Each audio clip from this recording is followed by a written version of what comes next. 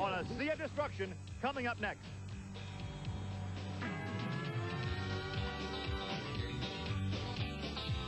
This is Trucks and Tractor Power, featuring the superstars of the four-wheel and off-road Jamboree Nationals Monster Truck Challenge. Welcome to Trucks and Tractor Power on the Nashville Network. Today we're at the Racine County Fairgrounds in Union Grove, Wisconsin for the four-wheel and off-road Jamboree Northern Nationals. Hi, everybody. I'm Gary Lee alongside Army Armstrong and Army. Not a whole lot of competition space out there. No, I'll tell you, there's not a lot of space at all out there. I'm kind of worried about this track. You don't have any room at all for left-right air. You get out of a lane, you're in trouble. And the shutdown area is basically non-existent. To be very honest, I'm basically spooked about this track and racing on it today, Gary. Well, we'll see how these guys can handle the small competition area as we return to the dairy state. Jamboree Northern Nationals. We're in Union Grove, Wisconsin to look at Andy Brasson, Bigfoot 8 out of St. Louis. He is the second fastest qualifier here this afternoon. Top honors going to Fred Schaefer in Barefoot. A good crowd on hand, but Army, there is a look at the very short shutdown area. Well, that area has got everybody literally standing in the corner scratching their head. They don't know how they're going to get these rascals shut down today, Gary. Round one, Barefoot the fast qualifier against Snakebite. Then it's number 5 qualifier Micro Machine and number 11 Bad Medicine. We also have number 3 Taurus Jack Willman Sr. against John Moore's No Problem, the Carolina Crusher, and Nightmare. Also in round one, the 6th fastest qualifier Black Stallion against Tropical Thunder, and Bigfoot 8 will take on Scott Stevens' King Crunch. Gary, one of the big stories here is the pairing of King Crunch and the Bigfoot truck. Scott Stevens is trying to get a monkey off his back. He's been on his head a whole lot this year, so we're going to have to be watching him. But right now, all eyes on the new truck, the Snakebite. And speaking of eyes on, look what happened earlier today. This was in qualifying. He's against the clock right now, and he gets in trouble off that second jump, the second set of cars, but watch him power out. Throttle up, pulls it out. But right here, he has no room to power out. He can't use the throttle, and look what happens. That's the short area we're talking about. If he had had 20 more feet before the pole, look right in the middle of the truck. There's a big pole there.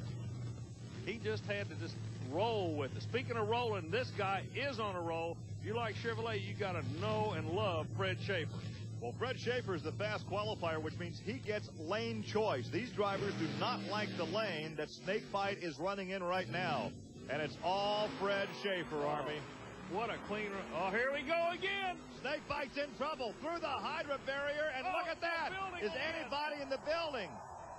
The storage building at the end of the track, Gary, he completely demolished it, literally ran through it. Look. Well, there's a chest freezer that he's on top, and of course the fans are on their feet right now, showing concern as the safety crew members are over there, one checking on the driver and making sure no one was inside that storage unit. Let's watch again. Let's see where he gets in trouble. Once again, a short shutdown area. Short shutdown area. The problem comes at the end of the run with the back of the truck. I want you to notice when he lands down. So basically what we call spring to back up. See, now he's on the nose. The back comes down. Notice the rear wheel's turning.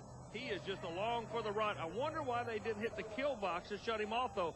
He goes right through the hydro barriers. They basically would have done their job had the truck not been under a throttle-up condition, Gary. Well, we are being told now that there was no one in that storage area. No one injured. The driver is okay. Colt Cobra a bit stunned, we are being told. Now he climbs out, and you can see how slowly he comes out. At this point, any driver in motorsports starts to collect his thoughts. Exactly. Starts to clear the cobwebs out of the head, to assess the damage, and try to go back and reassess what happened. Well, he's coming out. First thing he did was look at the GTS fiberglass body to make sure it's okay. It's amazing. It was not torn up that much, but that truck really had an impact. That freezer must weigh about 2,000 pounds, and it just leaped right on top of it. We are happy again to report no one was in that storage area. Colt is all right. He's made his way down to Army. Colt, the rule of thumb in the sport, and we've always talked about it in the past, you get in trouble, you throttle up, and it pulls you out of trouble. Not the case today. You know, Army, this left lane, it's a pretty rough lane. The right lane, a lot of guys qualified in. It was a lot faster lane. I drove that Barefoot truck. I knew I was going to have to run hard and run fast. Kind of threw me off the one side there, and the back end sprung up on me. I was powering out of it, and I was kind of looking for the remote control guy to be killing me, and it never came around. And next thing I know, I was sitting in the barn down there. So, you know, it's one of them freak accidents that happen. This is a pretty short track here. got to be you have all your P's and Q's together when you're running out here. And you know, these boys are making it tough on me, but I'm gonna keep struggling along here, and I'm gonna be back. I can guarantee it. An altercation like this can certainly temper the enthusiasm once the race begins. It underscores the concern these drivers have for this short runoff area. There are the Hydra barriers. Those are plastic units filled with water. They probably would have done the job had the kill switch been activated in the truck. The drivers are concerned. Army, some comments from you. Gary, there's a lot of drama building down here at Union Grove. The left lane seems to be the point of concern right now. You look over our shoulder, you can tell that the track crew is having a meeting with the drivers. They're trying to figure out exactly what they can do. We're going to run the race. There's going to be a left and a right lane, but they got to figure out what they're going to do to make these lanes equal. Snakebite says no way, the left lane is not the way to go. Of course, the fast qualifier in each run would have lane choice. He would take that driver's side right lane as we look at Snakebite, the truck, setting on top of the debris as Colt Cobra walks away. More coming up from Union Grove.